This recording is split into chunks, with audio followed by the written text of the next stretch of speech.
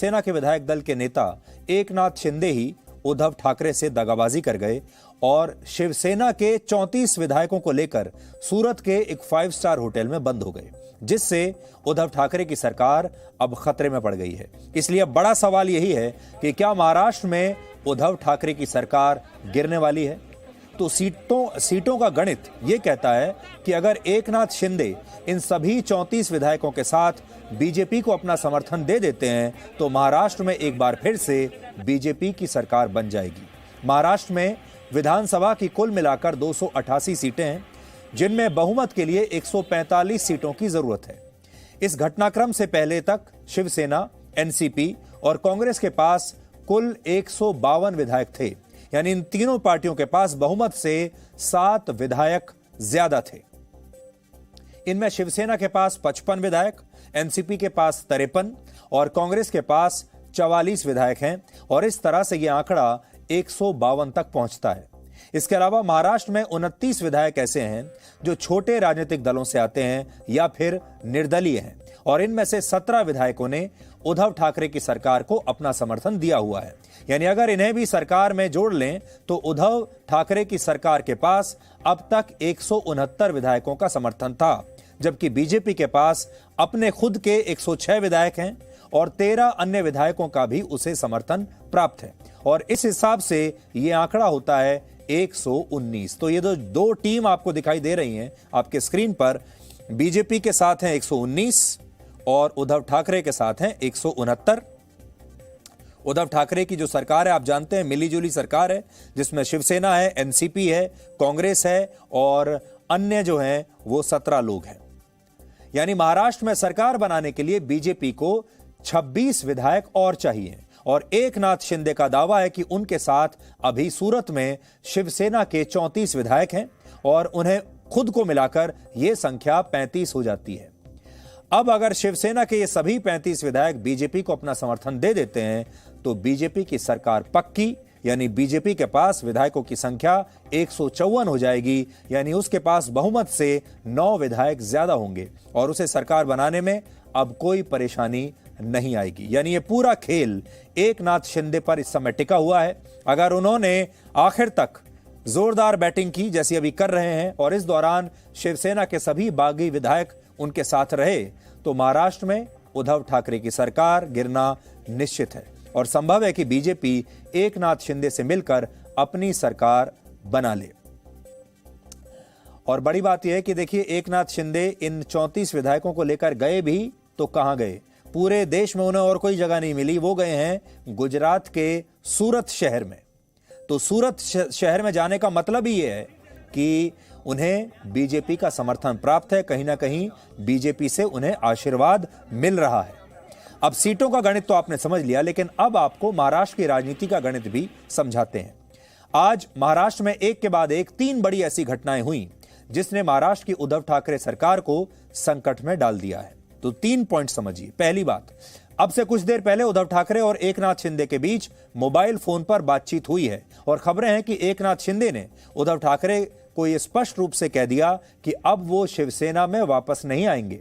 यानी एकनाथ शिंदे अब मानने के लिए तैयार नहीं है। बड़ी बात यह है कि वो जिस 5 स्टार होटल में बैठे हुए थे अब तक तो उनसे संपर्क करना ही मुश्किल था।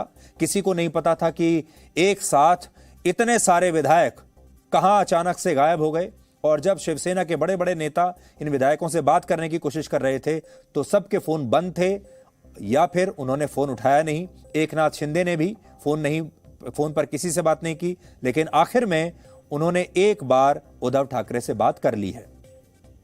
दूसरी बात, इस राजनीतिक घटनाक्रम के बीच बीजेपी के नेता और पूर्व मुख्यमंत्री देवेंद्र फडणवीस आज दिल्ली आ गए हैं और वो किसी भी क्षण गुजरात के सूरत के लिए रवाना हो सकते हैं, जहां एकनाथ शिंदे शिवसेना के 34 विधायकों के साथ एक होटल में उनका इंतजार कर रहे होंगे।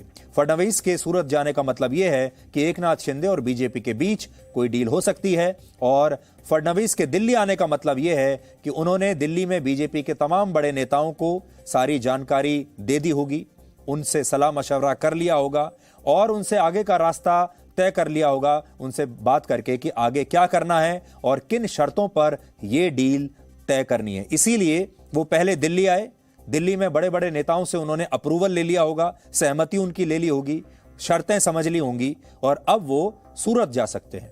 तीसरी बात, इस राजनीतिक उथल पुथल में कांग्रेस और एनसीपी कहीं भी नजर नहीं आ रहे हैं। एनसीपी की तरफ से शरद पवार ने आज एक प्रेस कॉन्फ्रेंस तो की, लेकिन उन्होंने एकनाथ शिंदे की बगावत को शिवसेना का आंतरिक मामला बता दिया, यानी वो कोई खास दिलचस्पी अभी ले नहीं रहे हैं।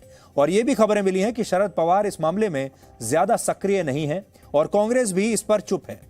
आज शाम को इन तीन पार्टियों के विधायकों की एक बैठक हुई है, जिसमें कांग्रेस के आधे से ज्यादा विधायक उस बैठक में पहुंचे ही नहीं। इसके अलावा उद्धव ठाकरे ने भी शिवसेना के बाकी विधायकों को अपने घर पर बुलाया और उनके साथ एक बैठक की है और यह राजनीतिक विवाद अब हो सकता है कुछ और दिन लंबा चले। ये शिवसेना का इंटरनल इशू है। वहाँ जो अंडरस्टैंडिंग है तीनों पार्टी में, इसमें शिवसेना के पास मुख्यमंत्री की जिम्मेदारी है, डिप्टी सीएम एनसीपी के पास है और इन्फॉर्म बाकी जो मंत्रालय है इसकी जिम्मेदारी सरकार के कांग्रेस के ऊपर है। जहाँ तक बीजेपी में कुछ बदलाव करना या किसी को वहाँ मौका देना, वो उनका इंटरनल इशू है। ये स्क्रिप्ट बीजेपी की है। जैसे मध्य प्रदेश में एक शिंदे को तोड़ दिया कांग्रेस से, तो यहाँ दूसरा भी शिंदे, लेकिन इतने आसानी से शिवसेना नहीं टूट सकती। ये मध्य प्रदेश वाला पैटर्न जो है, जो वहाँ चला, वो यहाँ नहीं चलेगा, क्योंकि जो हमारे विधायक अब गुजरात में है, उसको किडनैप करके वहाँ बंदी बनाया है, उसमें से बहुत से लोग हमारे संपर्क में हैं। वो वहाँ से छूटना चाहते हैं, फिर अपने घर में यानी शिवसेना के परिवार में वापस आना चाहते हैं। जल्दी आ जाएंगे, हमको कोई चिंता नहीं। आपको अभी भी विश्वास है कि एकनाथ शिंदे वापस आएंगे?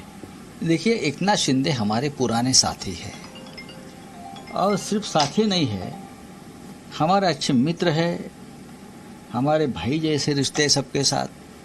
सालों साल का हमारा रिश्ता इतने आसानी से ख़त्म नहीं होगा। जब भी वो हमारे सामने आ जाएंगे तो हमारे दोनों के आंखों में आंसू होंगे। इतना ये रिश्ता पुराना है। एक बार बातचीत होनी चाहिए और बातचीत चल रही है।